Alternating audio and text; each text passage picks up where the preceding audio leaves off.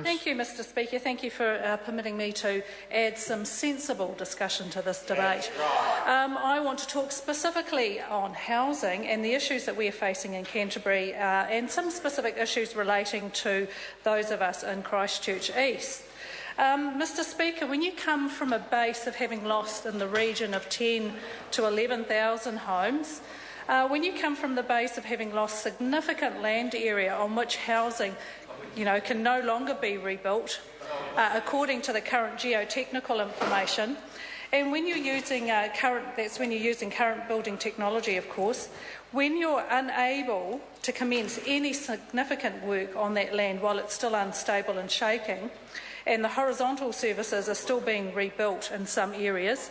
And then we've got some specific areas with their own special conditions that impact rebuilding, such as the mitigation of hazards like rockfall or liquefaction and the like.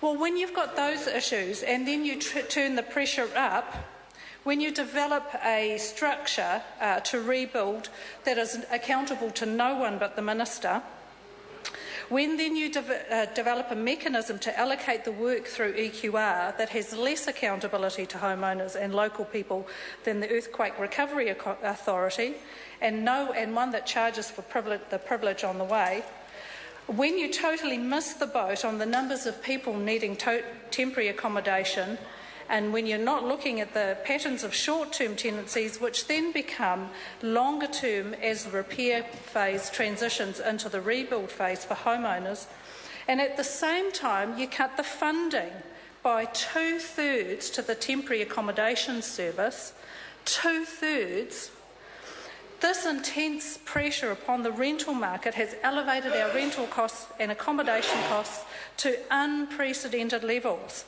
Many of those rentals being as is where is in the as is where is category, where cash settled homeowners have taken the money, not repaired the homes, and let some other family desperate for a roof over their head become forced into homes that would not meet any kind of warrant of fitness standard. And we still have people on the waiting in the queue to have their claims resolved, with the threat of cash settlement being thrown at them, regardless of whether they want cash settlement or not. And then the budget announcement of the appropriation allocated to Canterbury to support the rebuild slashed. Add to that the 3K to Canterbury scheme, where the PM, in answer to the question, and where are these people going to live, says they can sleep on the couch of friends or family. I can tell you now that a couch is not even the last resort for many people in Canterbury. In order to get priority A on the waiting list for social housing, you can't be on a couch or even in a garage. No, as reported in the press a few weeks ago, in order to make that priority waiting list, you have to leave your cosy garage and live in a car. There are housing developments, sure, such as Preston's and Wigram's, neither of which are the size or type that could be called affordable. So our people totally left behind in order to scrape together the slimmest of surpluses. So you might ask, what should happen? What should have happened, and what will we do? Our people in Canterbury should have been the first option to upskill to take advantage of the work. Cantabrians rebuilding their region.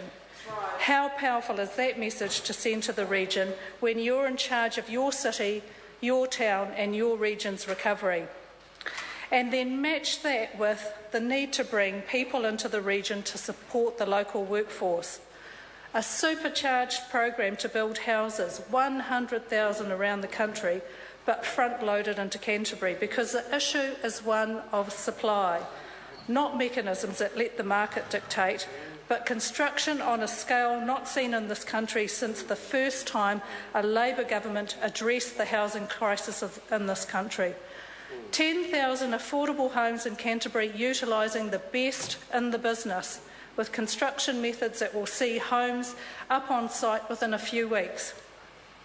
That supports our local manufacturers and suppliers. It utilises locally sourced materials as a preference, and it ensures that we use green technologies. We will build strong partnerships with the community housing providers, increasing the numbers of social and state housing, utilising transfers of housing stock and income-related rent subsidies. Because from the government's own figures, up to 7,400 people are homeless in Canterbury or living in substandard accommodation. That's why we'll front-load Kiwi Build with 10,000 affordable homes built in our first 4 years in office, and why we'll take an urban development approach to the revitalisation of New Brighton and the city centre. But we don't look at housing in isolation. Our economy needs to be one that supports development at this level, with a capital gains tax and KiwiSaver contributions supporting investment in this country, growing the manufacturing and production sectors to provide jobs, better paid jobs, and to take people off welfare dependency. With a capital gains tax that will take the heat out of the housing market, and Labour's monetary policy changes that will lower interest rates. So jobs and better income for young people currently locked out of the housing market by LVRs, jobs and income for people struggling to pay crippling rents and living in substandard accommodation. Well, not with our Healthy Homes Guarantee that means certainty in the housing in the standard of housing in the rental market. And certainty returned to those who need help with housing. The waiting lists are too long and the criteria too extreme. There should be no one living in a car, let alone young women with children and babies. There should be no one in garages, especially heading into the fourth winter. There should be no one still waiting to have their homes repaired, especially the elderly and those with illnesses, who should have been the first to be repaired and not the last. And we won't mismanage the state housing stock while 5,000 families languish on waiting lists. Because we believe every Kiwi deserves a warm, dry, affordable home so they can contribute to building a strong community life. Because we believe that all Kiwis deserve decent and safe jobs that pay a living wage so families have enough to support their needs, so that our kids can have the best start in life, be safe, be healthy and fulfil their potential that they deserve and that our country deserves to build its future. Thank you, Mr Speaker. Honourable Michael Woodhouse. Mr Speaker, on Sunday I had the unusual experience of sitting in the classroom that I occupied at St